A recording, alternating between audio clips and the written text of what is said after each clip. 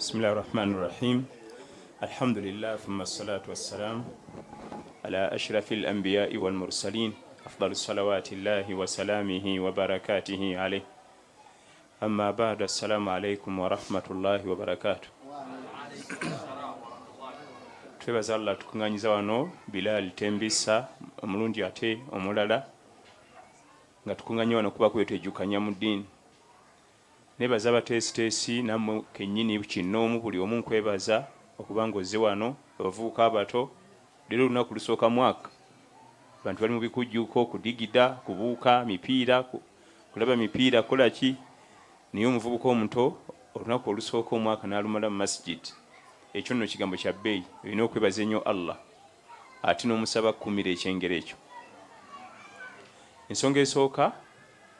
ensonga njagala kubategeeza nti eddiini yaffe ey'obusiraamu yeetaga nnyo ensimbi etambulira nnyo ku nsimbi beeringi ennene okutambulira eddiini yaffe nsimbi era bw'ogenda okwetegereza mu byafaayo bya nabbi sallallahu alaihi wasallam bye tusoma lwakuba tutera obbiyisaako amaaso gwadde okimanyi nti nabbi sallallahu alaihi wasallam yakulira mu hard life kulunda bubuzi munaku talina taata talina maama naye bwe bali nga ombaka Allah tabaraka wa taala amuteekateeka ng'anaatira omutuma afuuke nnabbi yasooka n'amuziziko omukyala alina ssente bamwitaani temumanyi mwenna lwaki amuteeka omukyala alina ssente wano eddiini yaffe yetaga ssente okutambuza puroguramu z'eddiini yaffe oteekeddwa okuba wina kiki ate nga kyandibadde kirabika bubi nabbi omulamba sallallahu alaihi wasallam okusabiriza kwe kukwata omukyala naggagga bijodolo naggwedda omu ku bantu abaali abagagga ng'omu ku bataano abasookerwako mu Makka nga Kadija alinako ekifo bannaggagga namuteeka wano alime kulabika kiki bubi ate oga oli nabbi wa Allah ate kati otusaba kyakulya ate otusaba tulina transport akutuusa gindi namuteeka n'omukyala naggagga tuli fenna era essente z'omukyalo oyo Khadija binti Khuwailid radhiyallahu anha zaagasa nnyo nnyo nnyo Nabi Muhammad sallallahu alaihi wasallam ng'atandika mission eno n'abalabe be abandi bagende nti kakati omwami ndi anoonya akuŋŋaanya abantu babaagala mu kasente ti ate sente yazira oyo bagagga bavundu azaagaza ki omukazi we omugagga muvundu akuŋŋaanya abantu abalayika nabyo abagamba si kubasonda mu ssente si kubasolooza kubanga ssente zalinako bubeezi ne mukazi w'ensufu ekyo kitegeeza nti obusiraamu bwetaaga nnyo ssente nze ndi Imam naye nze nagamba olukiiko lwange lwenkola nalwo omuzikiti buli mwezi balina bajeti ya ssente zebanteera wali kubanga olwo ebigwawo nga tusijja kubibagamba waliwo ssente ezifuluma ne zigende wa Imam oba amiiri nga ye zimuweebwa buweebwa bazita ebigude tebiraze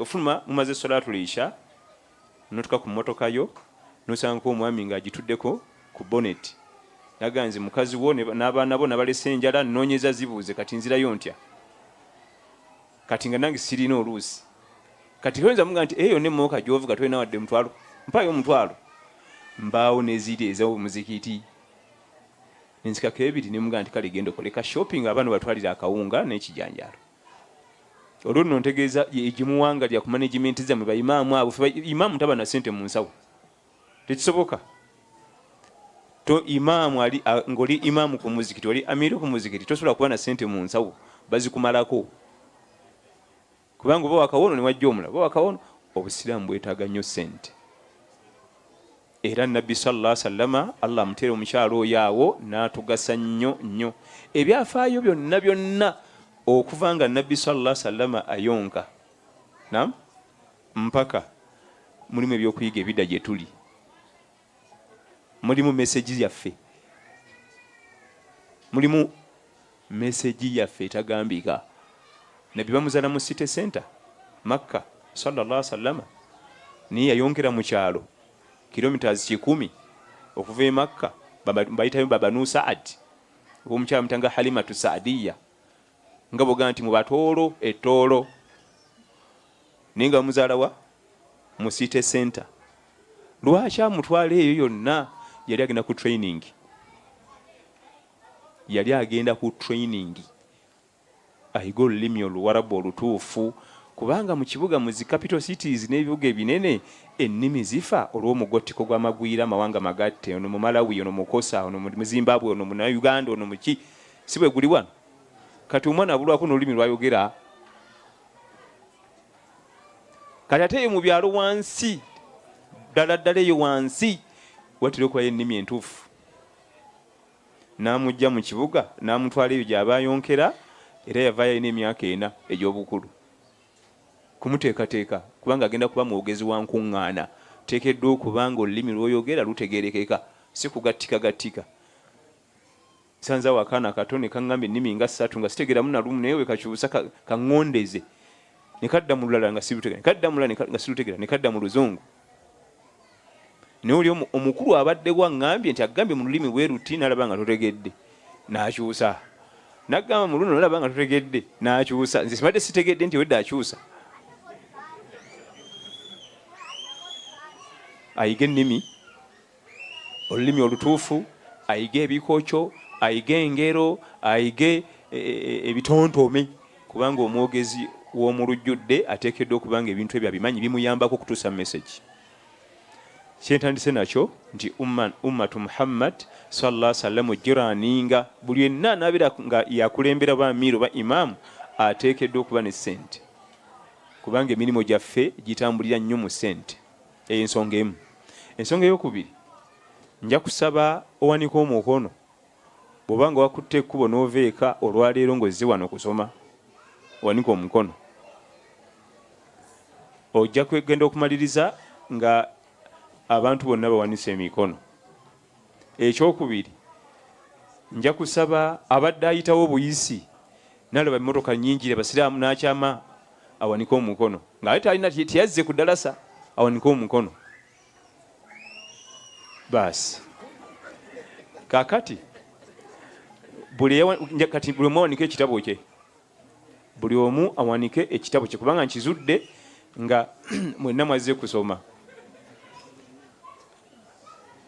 Kakati obuzibu bwe tulina, yazze kukima mazzi naye talina kidomola, agenda gatwala ati. Bagamba oyinza okutuulaawo n'okwata ebyaseeka kiti n'obiteeka wali, mafo n'akwatamu n'obikwata n'obiteeka wali, Kyeyune nako kazze nabyo bikwate. Kati ate Mukama waffe lekikyala agenda kujja. Abatusookawo abalongoofu bawandiika irimu eno nga tebalina facilities, nga bawandiika ku maliba, nga tebalina makalaamu naye bawandiika. Haji Ismaila, Allah atulese ku mulembe okuli facilities, ebitabo, amakalaamu agakala. Tetwagala kuwandiika. Abasajja bawandikanga ku maliba, irimu n'osobola ogisanga. Eddiba liwandikako jama, ne bagamba nti wandiika erinnya lyo ku ddiba ly'ente, kiyinza okutwalira 7 hours ng'okyakikiitana. Naye bawandiika irimu paka wetuse ku mulembe gwaffe. Ate nno irimu eyo gy'olaba gy'owandiika n'ebazannya balina ebitabo. Osobola okuba n'akatabo ko ng'olina bw'onootinga mu ddalasa ne wayita emyaka 600 ne kigasa ate abalijja.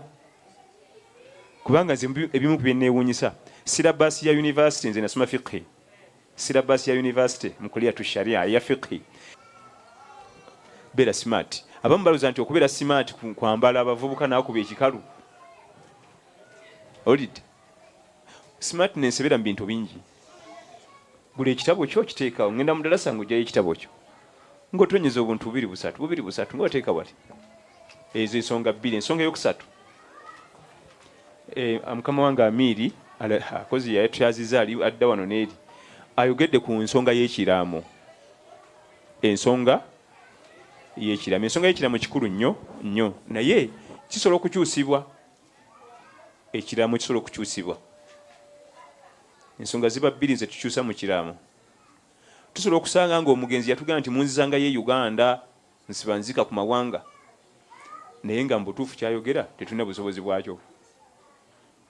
Kisoboka okubanga tuli mu lockdown, kisoboka okubanga tetulina ssente. Kiyalama si kibi, naye kikkirizibwa kikyusa singa tukisangamu obuzibu. ensonga ezikyusibwa mu kiraamo zibeera bbiri olubeerera. Ensonga esooka kwe kuba nti tusanze byalaama nga situbisobola.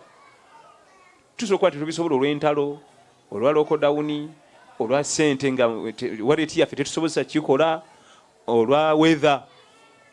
Kati waliwo naddala ensi z'abazungu waliwo bunnyogogo obuli ne bagenda mu snow super winter ne gyezitowa tusobola kutambuza mayiti. Ekyokubiri tukyusa bwe tusangamu ensobi. Bw'obanga ogenda kuwandiika ekiraamo kyo tuukirira omumanyi wa irimu akuyambeko. So si gwe kuwandiika ojja kukola ensobi. Banziikanga n'entasubihi yange kubanga ngikwatidde emyaka mingi. Ekyo kifu tenda mugaso. Bansinkaka ne Qur'ani yange yo nagigula Makka ate ngisomedde ebbanga ddene. Ekyo kifu. Tetuyinza kuzikana Qur'an. Qur'ani yange njagala nnyo ngendanga nayo mu ntaana. Wa bw'oba owuli ogyagala nnyo teeka wano. Teeka wa? Eyo tetuyinza kusala wano ntubikula ne tujjamu kakiipu ako.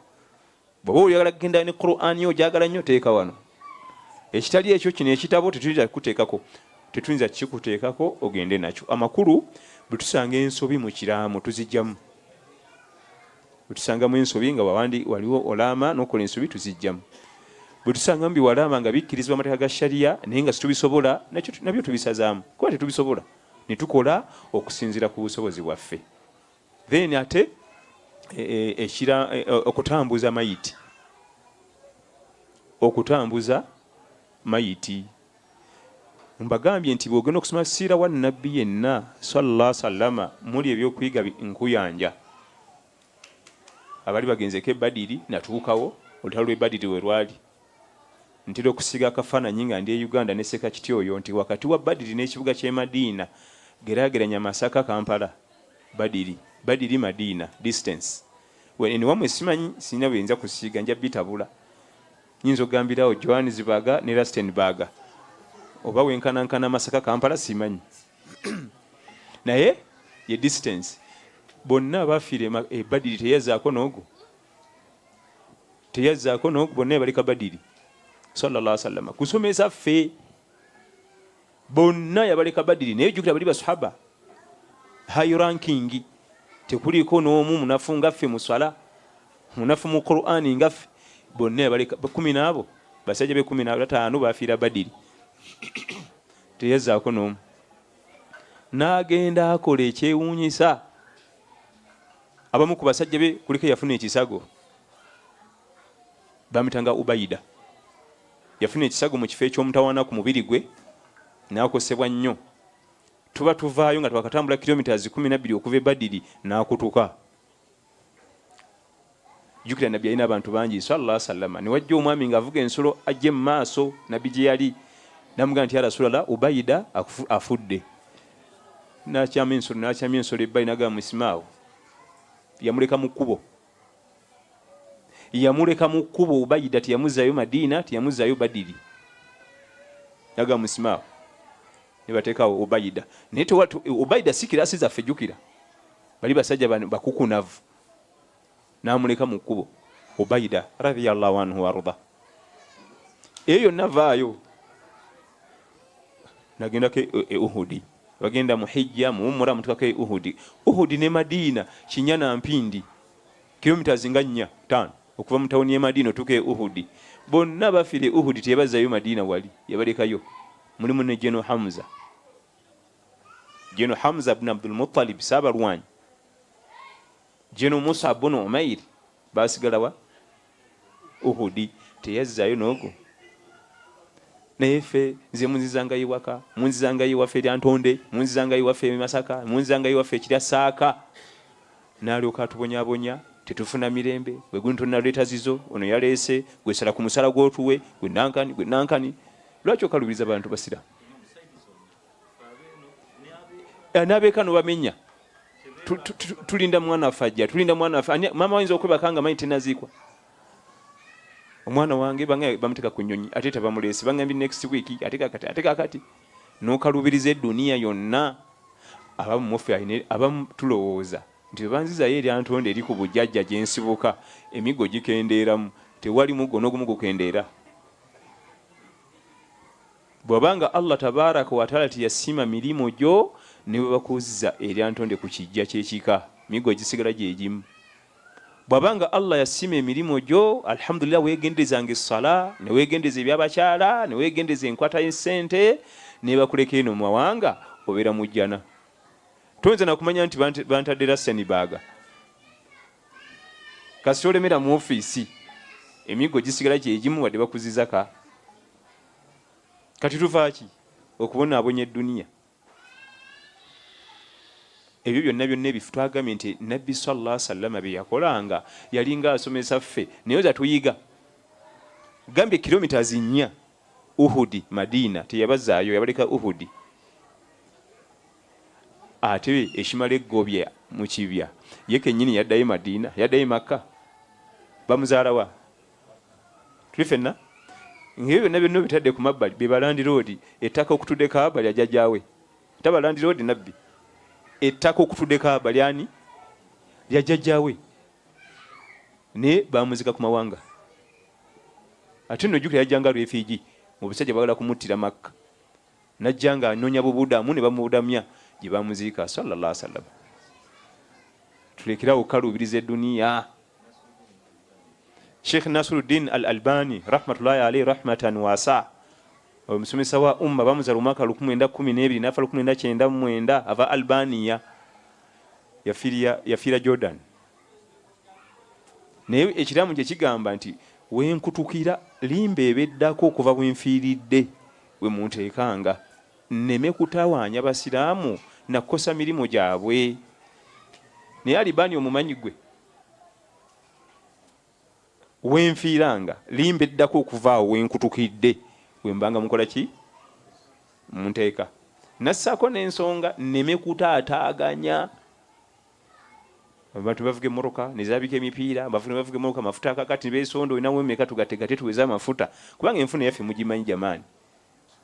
Olinawo mmeka tugattegate buli omu weesatu seeka kitya nti yalina akamotoka ate alina esatu yagitulamu kuba naye musajja amafuta tagaweza.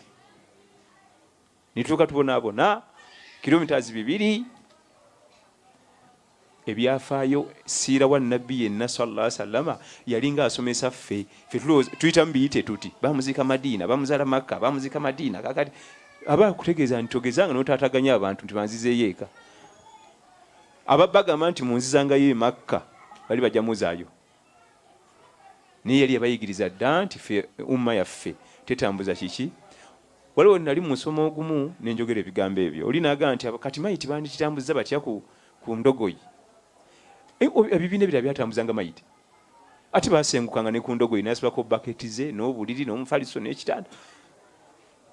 Tekitegeeza mbu balinga tebalina batambuza mayiti ebiseera ebyo batambuzanga mayiti. Naye ebikolwa bya Nabbi sallallahu alaihi wasallam atulaga nti nze w'okutukira wenkola ki wenkuteeka. Kubanga eri gitulaga bulamu bulala bannange tetwategera butegeezi buli obulamu bulala nnyo. Babita hayatul baruzakhiya obulamu obw'ejjiji obuggalire. Ekigambo baruzakh kitegeeza jjiji. Marajal bahraini yaltaqiyani bainahuma baruzakhun la yabghiyani. Ennyanja ebbiri ezisinkana naye wakati waliwo ejjiji tezambalagana. Baruzakh munnaffe waba tufuddeko taba wala nnyo naffe just foot 4 naye nga waliwo ejjiji eritagambika kumanya biri eno. Ejjiji eddene eriri awo terigambika obutamanya biri eno gye tuva naye yayagala bamuzi eri ntonde oba alowooza anaawuliranga ku kitawe wali bajjajjaawe baani. Jiji baruzakh obulamu bweri tebulimu feelings njagala mukyala tebulimu feelings njagala ku mazzi njagala kulya njagala kwebaka nkooye abadan eri nsi ndala. Kati tukuutira bannaffe abawangalira wano okukwata sunna za Nabi Muhammad sallallahu alaihi wasallama era akwata sunna za Nabi abalina khair obulungi bwonna babulina. Bwemanya nti gundi waffe nti ani nti semayiri amiru waffe tembisa Allah mututte saa mukaga tuziika khalas nitujja nituziika nitugenda ku birala kubanga wagenze dda mu nsi endala.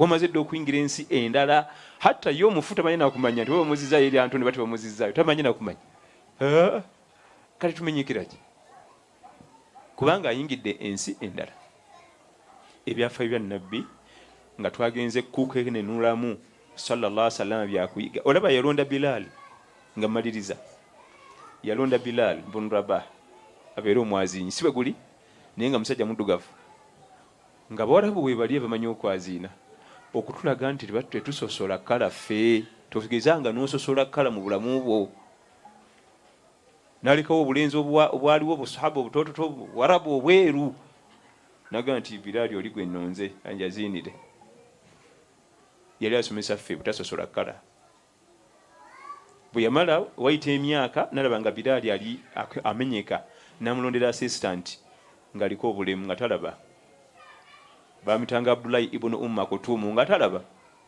muzibe yomuza nti ya Rasulallah ati atona nategera atya nti swala etuuse ayaziine nti mwabalaba mu mugambe nti owai magaribi etuuse yaziina era nga atulaga nti okuba nti omuntu alina obulemu tekitegeeza nti tasobola kukola yalekawo abalamu n'alonda omulema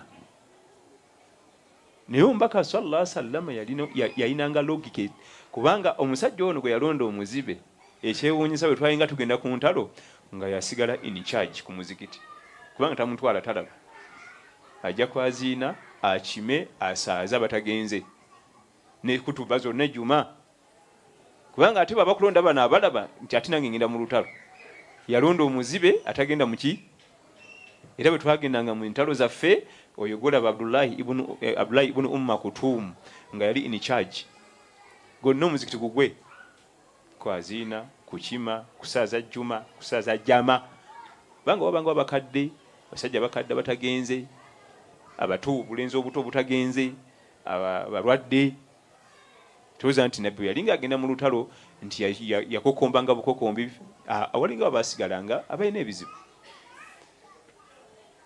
era bw'ogenda okwetegereza administration ya masjidi ya nabbi sallallahu alaihi wasallam e Madina kwaliko abantu basatu iye Bilali ne muzibe okukendeza obuyinza bubeera obungi tulaba ffe tubeera n'entalo nnyingi mu mizikiti mba muli awo nga amiru ayingidde kati ate Imam alagidde amiru agaanyi kati ate mba muli awo yekyama n'atuuka naga byonna ebisaagala kuwuliza nze kyamani w'omuzikiti guno tuli ffenna ne muyisa ekiragiro tugenda kugula kino ne kino twejala n'alemera sente sijja kufulumya sente nkigaanyi nabbi sallallahu alaihi wasallam ya amiri ye Imam ye treasurer Bilali ye mwazinyiwe otoli ya assistant kakati executive eweddeyo Abubakari bali eri ba member ba muzikiti Abubakari Umar Uthman Ali radhiyallahu abo ba member ba muki ba muzikiti nze ndi Imam byenjogera mbimanyi executive likaba ntu 12 ne buli omwayi n'obuyinza obutagambika yeka treasurer abisiba byonna amazi ne bagasala nga aganya okuta sente n'asiba buli kimu ebyafaayo byonna ebyo birimu ebyokuyiga nkuyanja buli kyonna kyogenda okukoonako mulimu meseji yo buli kyogenda okukoonako mulimu meseji yange buli ogenda okukoonako bwoti mulimu ekyokuyiga bakwaffe tunyumiramu bwenyumirwa kati awo Bilali ne bamulondanga mwazinyi yali musajja muddugavu awo ne tuyitawo kakati oluvannyuma ne balonda omusajja omuzibe awo ne tuyitawo ne tugenda mubamu message ebigambo ebyo bo message busatu bwe ntandise nabo okusibirira abaganda bange wano mu South Africa kansimbeyo kano okola tawuba COO ayogedde ensonga wano omuntu yenna agenda okukola tawuba ekigambo tawuba kitegeeza arrujuu ila Allah okudde wani ewa Allah ebya shayitaani Allah wange nkwakasa mbivuddemu kati nzija wuwo naye tolowooza nti okukola tawuba kyangu Allah alina okukugezesa alabe nti ono byayogera akakasa kansoke mu ebigezo abantu agala kuli tawuba nga likaserengete ani akulimba ogenda kuggalawo office naye kimanye nti ekkubo mwolina okuyita mulimu amaggwa bwona oguma ne gakufumiita ojja kutuuka eri gye gatali tolowooza nti okuva mu office ogiggalewo nti ogenda kukwata kaserengeto Allah alina kukugezesa alabe nti tawuba ya munda mu mutima oba anoonya bibye ze tests ng'olyoka ogwa ziri ng'odda ne mukati zikumega bwe ziddamu bw'alinnyayo bw'ati nawulira amaggwa ng'ajjayo nga gakanziri mu ofisi yange nze obwavu sijja kubusobola obwo awo olina okuyita ya ayuha alladhina amanu tubu ila llahi taubatan nasuha abange mwe abakkiriza mwenenyewa olwenenya olwannamaddala niye olwo olwenenya wogenda okuyita si wangu owulira tolowooza nti ekisente jasigala nga obadde ozikwata nga luli ovugamu mpuge bwoti Allah agenda kusooka akugezese bw'onooguma ng'ajjawo ekigezo ojja kuddamu ozikwate naye bw'otiitiira era tawuba oteekera okuba nga oli mumalirivu siga nti kangira ngezisaako ndabe wakuguma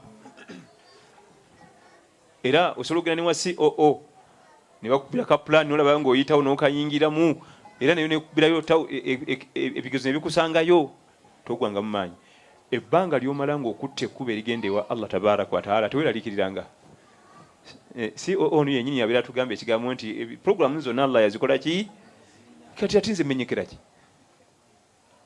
programu zonna Allah yazikola ki ntwaki nze mmenyeka bweba osazeewo okudda wa Allah manya nti waliwo ebigezo olaba omwana abeera mu ba COO no ne bamusomesa emyaka fewaffe basoma mukaaga siniya myaka mukaaga siniya ono paka siniya 6 bonna nga bakikakasa nti omwana oyo abadde wano emyaka mukaaga bw'atakola pepe esembayo ku siniya 6 gyonna abasomye niyo yakibamuwa bwipepa nti bamuwadde baluwa yokka nti oyo abadde wano emyaka mukaaga agisomye ne bamuwa n'agenda bakulimba alina otula pepa eya third term ate emyaka gyonna gye maze mu ssomero sinabulayo okulaba kapepa kazibu nga akali awantu awo kaba kazibu nnyo okusinga pepa endala zonna naye lwaki bamala muwa kantu ako bakakase nti gino emyaka omukaaga gyamaze ng'ali wano abadde siriyasi katulowooza nti bw'onoggala ofiisi onooyitamu buyisi Allah alina okukakasa alina okukugezesa alabe nti ono ali siriyasi officer gigadde asooka kuteekemu ebigezaawo kimu bikuwujje biti tukyalina renti tukyalina zakulya amoka kagenze yonankananka engoye ziweddewo zonna zisiibuse zibumusemu ebituli Allah wange ndaba tajja kundekerera Allah wange ndaba tajja kunvaamu omusajja omu alina ebizibu bingi nnyo Sheikh amutunyumiza mbawarabu eyo agenda ku masjidi mu salati subuhi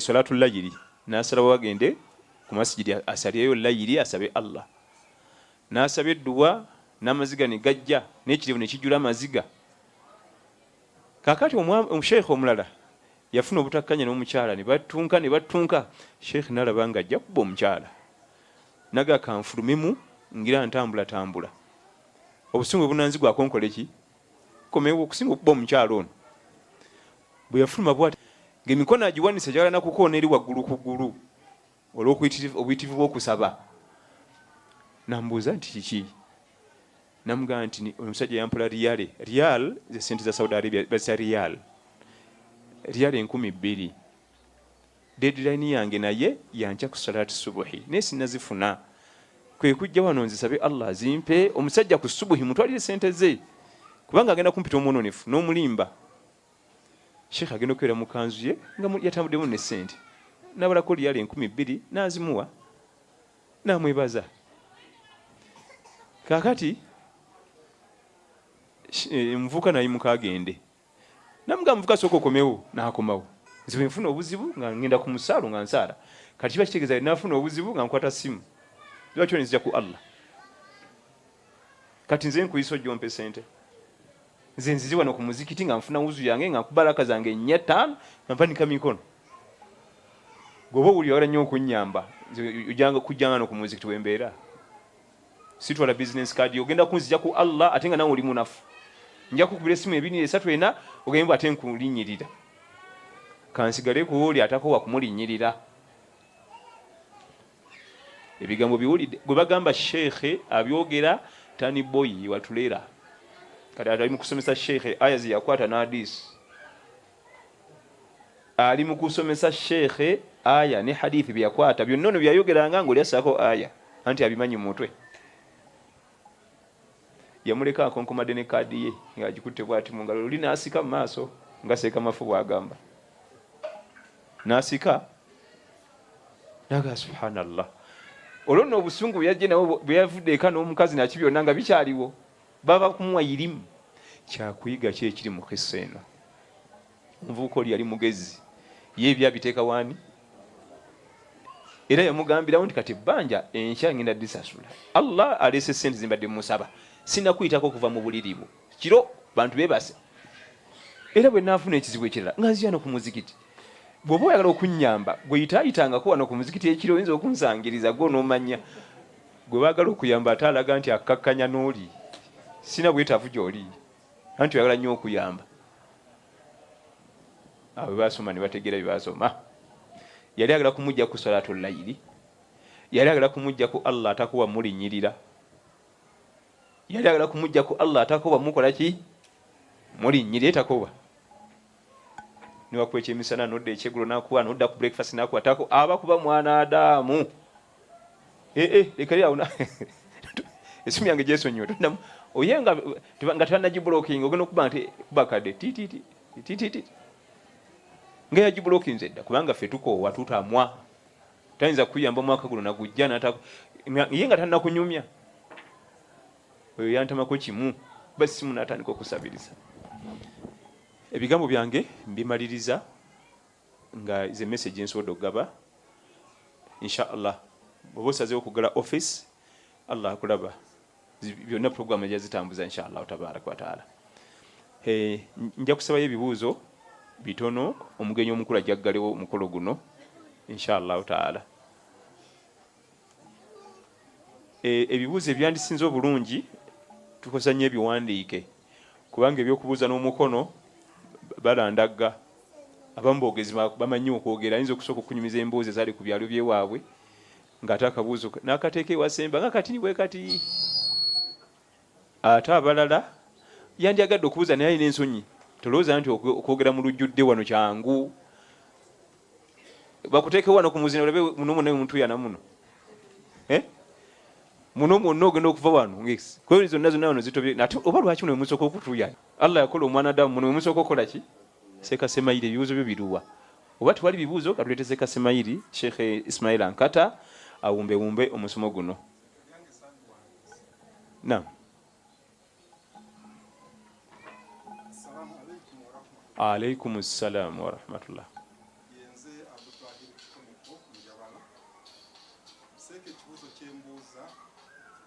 Singa Mr. X yaleeta wano Mr. Z mu kapapula, kati X n'avaamu, Z ono byakola asigala mu ono ngena mwali randi 10, mwana mugezi nnyo kwata ino zirimeka simuwa 10 kwata. Amina rabbi. Akabuuzo kalabye, Mr. X yayingira akapapula n'aperereza Mr. Z n'amwegattako. Tayimu etuuse Mr. X abitegedde yabivuddemu, ate Mr. Z akoze ki? Akyaliyo. Wallahi alazim omugabanako. Era naye mukoleko jamaani, eno gye nakuleeta bifu mukoleko.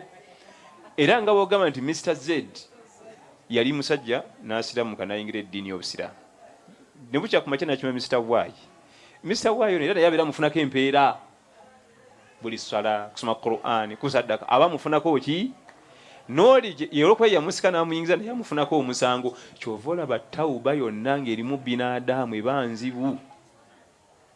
Tawuba esinga okuba ennyangu ye wakati wo ne Allah, anti bali tosaala ng'otandika okusaala, oba tosibala manzaani ng'otandika baasi nga tugenda.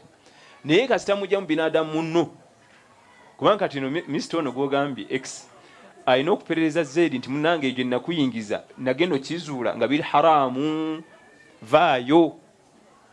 Si gumu si ebiri, amaanyi ge yateekamu nga muperereza omuleeta kati galina kuba times 3 omuperereza omujjayo. Bw'alemerayo tekina buzibu, kubanga siteeka nti gujja omulungamya asobola okulemerayo, naye ng'olaze embeera nti Allah wange omusajja mumulwanyeeko ave mu kapapula naye agaanyi kati Saasire yaleeta abataano Saasire yayingizayo abameka olaba omu yekka mu lutalo omu bw'ati lutalo onkoze bulungi nnyo ate singa nenfuna bano nga mukaaga ddala sebeewedde ateekeddwa omuntu amulekaayo etawuba bonna bye yayambako okuyingirayo alina obbayambako okufulumayo si leero si mwaka gumu seebiri ne bwe giba myaka 8 ng'okyamulabayo gwe mugaye nti munange nze nakuyingiza ebintu ebyo nakizula bifu biveemu eyo message emala ne wayita emyaka 3 noddamu n'omusanga mukama wange ebintu ebyo nze nabikuyingizaamu nakizula nti bifu biveemu message emala ne wayita emyaka 10 n'omusanga ng'akyabiri obeera omujjukiza kubanga okulungamya si kuukwo naye teekawo embeera bw'oteekawo embeera bwetyo insha Allah oba oliawo Allah alikuddiramu ku yaumul qiyama naye so si gwe okuvaayo neweesikayo bwesisiba olga nti nze nvuddeyo mu muliro kujja kumbuliza ku kisulo. Alaikum salaam.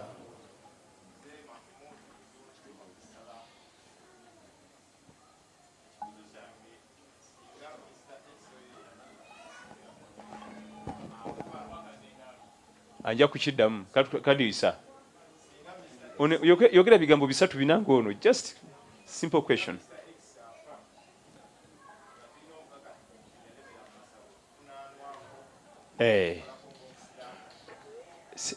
Singa afa nga tulina obukakafu nti yalemera mu masabo tumukolako emikolo gy'obusiraamu yali Imam Malik ibn Anas rahmatullahi alayhi rahmatan wasa ava mu kibuga ky'e Madina bamuzaala omwaka ogw'E9 hijiriya. Imam Malik bamulumba nga balina mayiti 2 omu yatamidde omwengu wamususseko n'afa ate omulala yali sakaran omulala yayenda mukyala yali mukyala yayenda nafunayo olubuto mu kuzaala n'afa. Kati ne bamubuuza nti abantu abo tubanaaze tubasaalire? Naam, yababuuza nti koza abagenzi badde basoma ddiini ki munziremu bangi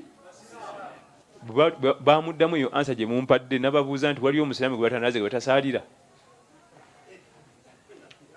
Waliyo yababuuza nti abagenzi badde basoma ddiini ki nti badde basiraamu nti kati munjagaza ki teri musiraamu atanaazibwa atasaalirwa munviire.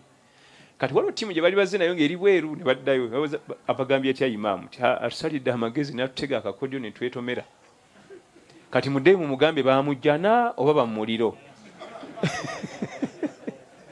ne badda nabasomera aya Sekakitigo ensinga okuwulira ng'agisoma intuadhibuhum fa innahum ibaduk eri mu suratu Maida ng'eggwako Allah oba ogenda kuwuliriza abo baddu wa intakfir lahum oba onosazeewo basonyiwa fa innaka antal ghafurur rahim gwe musonyi ate gwe musaasizi. Ebyokusonyiwa n'obutasonyiwa biri wa Allah wabula kye tuddamu kiri kimu alina obukakafu nti oyo mugenzi wa nsaasi yeetasaala naye nga simbu kigambibwa owa bodaboda yanyumizaawo nga ntwala batetenkanya alina obukakafu ku lwaki asobola okuba nga yali wa nsaasi naye mu nnaku 3 nyanga natera okufa n'abiwummula kubanga tauba fena tunajja ntulangirira munankani wesoka omulaba mwaka 2 mabega byalimu nga kati yabivaamu ye omugenzi adde asoma ddiini kinti musiraamu emikisa gy'okubivaamu nagyo giri waggulu. Nga nva ku kibuuzo kino singa omuntu afa abantu 10 ne bajja ne bagaa nti oyo omugenzi si musiraamu ku 10 ne kuvaako omulaga nti abadde musiraamu bano omwenda tubaleka bali ne tugenda n'omu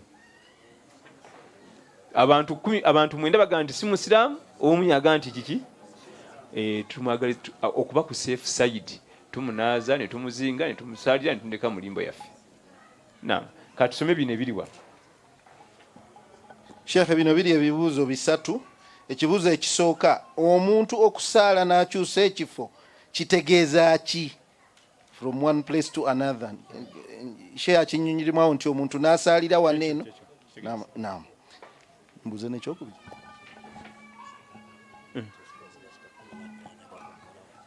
Sigenda sijaziweza. okusaala n'okyusa ekifo kikulu nnyo kikubirizibwa. Okusaala oba nomala salati dhuhur novaawo nosaala sunna novaawo nosala tahiyatul masjidi nosala qabliya n'okyusa ekifo kikulu nnyo, kubanga ebifo ebyo bigenda kubaako obujulizi ti yansaliramu nange yansaliramu nange yansaliramu nange yansaliramu. Okukyusa ebifo nkola mu nkola y'abatusookawo balongoofu ku muntu agenda okusaala esswala esukka mu kirungi nnyo nnyo nnyo okukyusa ekifo nodda wano nodda wali nodda wano nodda wali. Naam. Nti ekibuuzo ekirala, Nabbi Yusuf baamusiba emyaka emeka mu kkomera e Misiri? Nabiyullahi Yusuf baamusiba emyaka mingi naye si Misiri, Egypt. Ekigambo Misiri kijja mu Quran al-Karim ne mu hadith nga bategeezaamu ekitundu oba omugi, mu Luganda baguyita mugi, liyinza okuba nga essaza nga oga nti essaza ly'egindi, naye si Emisiri eno gye tumanyi ya Egypt. Allah atunyuza mu Quran al-Karim wadakhala maahu sijina fatayan, olunaku lyayingira ekkomera kwaliko abavubuka babiri. Ekyafaayo kya nga bwe twalabye nti ebyafaayo by'Obusiraamu ebiri mu Quran muba mu meseji yo neyange aba agamba ggwe. Naam. Falabitha fi sijini bid'a sinin, ekigambo bid'a gibanga myaka 9 wakati w'omwaka gumu paka ku 9 gye yamala mu kkomera ng'ali ku mpingo ali akawunga na bijanjalo. Naye kisa ya Nabbi Yusuf etegeeza ki?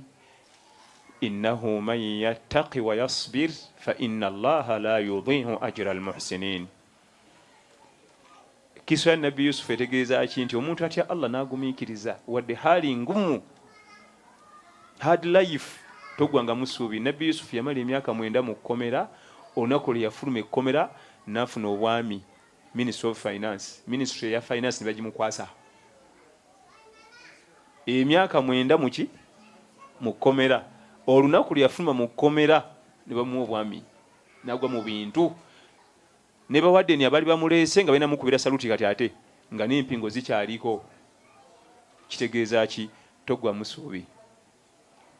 Innahu man yattaqillah, yenno yatya Allah wa yasbir, n'agumiikiriza obwavu nga kapapulasiro kayingirira naye naga nti Allah wange kangume obwavu bunnume, Allah ajja musasula. Emyaka 9 ali mabega wa mitayimbwa nga talina na musango nno, jjukira tiyalina musango, yali suspect. Naye olunaku lwe yafulumayo bamuleese mu maaso g'omukulu n'empingo n'enjegere zeewalula, bazimugirako awo nga ne saluti zikaaba n'ebyambalo baleeta bipya bamuggyemu ez'ekkomera. Ekyo kisoboka ku nze naawe. Just yeetagawo ebintu ebi: taqwa sabr, taqwa sabr, taqwa sabr. Kutya Allah nabugumiikiriza, kubanga akasente tukeetaaga. Akaliwo ka haramu olunaku yaleka kukomera kubanga yalina okuddayo okukima ebibye, n'akwata ekikalaamu n'awanika ku mulyango gw'ekkomera, qabrul ahya, qabru eyo entaana y'abalamu. Nabbi omulamba watuukira okuyita ekkomera, jjukira nti bannannyini swaburu abo obugumiikiriza obwabwe class above, naye ekkomera yaleka lituumye nti qabru al ahya, entaana y'abalamu, lyamunyiga. Oyo nabbi aina swaburu, aina taqwa, ekkomera yaliyita ntaana y'abaki? Y'abalamu. Naye tetugwamu suubi jamaa. Embeera esobola okukunyiga left right, neekunyiga maaso mabega, neekunyiga, tofaayo, ajja kuggulawo. Gumiikiriza, nywerera ku taqwa Allah n'obugumiikiriza, ajja kuggulawo one time inshallah. Ekibuuzo ekirala nti singa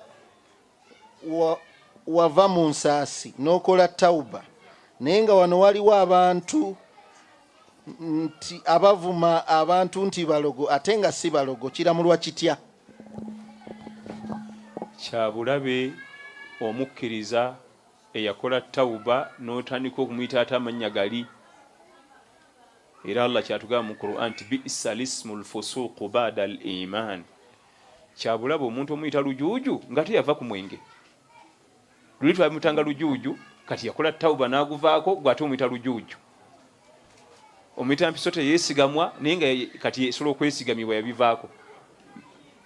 Mpiso teyeesigama mumanyi anti mu Luganda mwalwerabira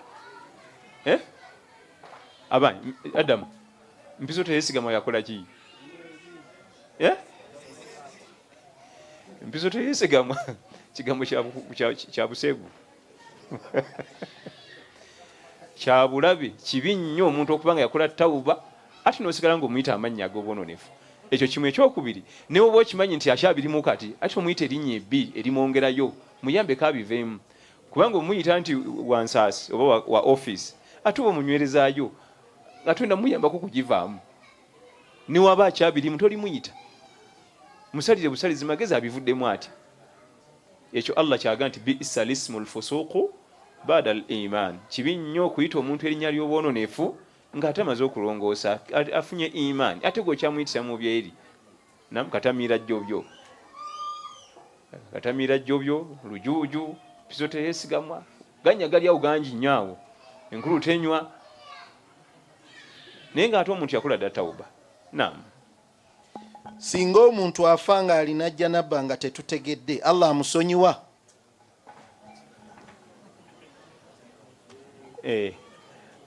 Luli olunaba lugenda mumukolera, luli olunaba luli lwa lumukolera insha Allah lwe tumunaaza. Naam.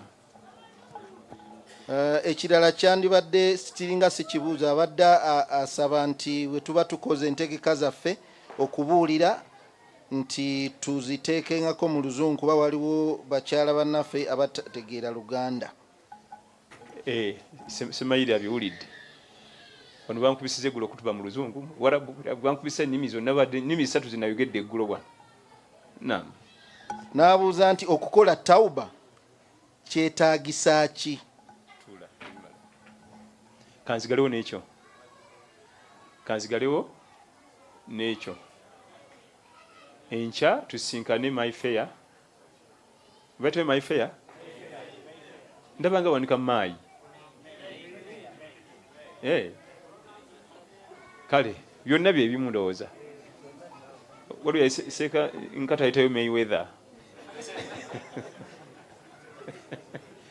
Oli si mugonzi wa ngumi oyo. Kati enkya tujja kukolera Mayweather insha Allah tuddemu ku bibuuzo ebisingako awo. Naye kati katugalewo n'ekibuuzo kya tawuba.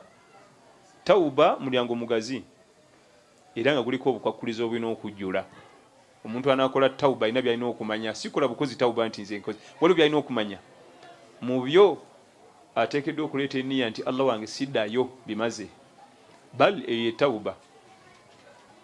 Mu byonna byonna ennyinga ennene ku tawuba adamu rujo, ebyo sibiddamu Allah nkukakasa, ebyo sibiddamu. Era ng'oyagala kutegeera nti Allah yakusonyiye kasita toddayo. Bw'obanga oyagala kutegeera Allah tawuba yo baagikiriza maintaining nga butakola ki, niyo olunaku lw'oddayo lumu bweruuti n'ebiri byonna ebikadde by'emyaka gye walimu gyonna abikuvunaana. Gye bayita tawuba adamu rojo ila dhambi, obutadda mu zambi. Bwe bampagi kwe kutudde ebirala nene nnyo. Imam al-Ghazali rahmatullahi alayhi yatugamba nti ekigambo tawuba yali musajja muzibu nnyo. Ku nguudo zino ezammwe ate kirabika bulungi. Omuntu avuga agenda Durban, simanyi bulungi bibuga byammwe, najja akizuula nti nakutte luguudo lulala nnyo ng'ali mu kilometers 200, najja akolayo turn. Eyo ye tawuba.